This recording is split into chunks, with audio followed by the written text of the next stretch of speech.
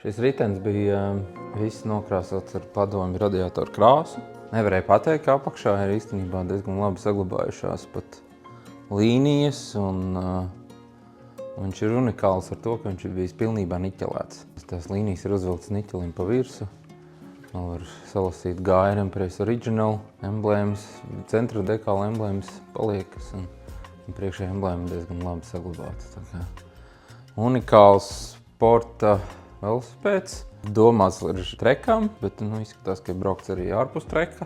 Rumba bija oriģināla, kaut arī tās bija cietā rumba. Tās leģendas stāsta, kad ir slavena treka riteņbraucēja Nelija Jansone. Viņa braukusi. Tās pašas leģendas stāsta, kad šos rāmjus arī pēc Otrā pasaules kara ļoti cienīja un brauc vēl dziļi, vēl 60. gados ar viņiem un trenējās. Ļoti unikāls, salīdzinoši. Ja pamatā mums nāk tādi klasiski pilsētas velosipēdi, tad trekā un sporta velosipēdi ir kaut kas īpaši foršs. Tā kā mēs sākām, vēl nebija tāda kustība, bet šobrīd ir, es varētu teikt, ka pat diezgan spēcīga kolekcionāra kustība ir.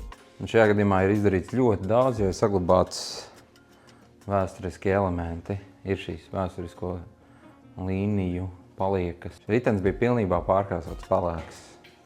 Radiatoru krāsā spīdīgs, un viņš ir visi lēnām meditatīvi attīrīts, satīrīts un ievaskots, nostiprināts. Restaurācijai jāapstādina sairšanas stāvoklis, viņš ir jānofiksē.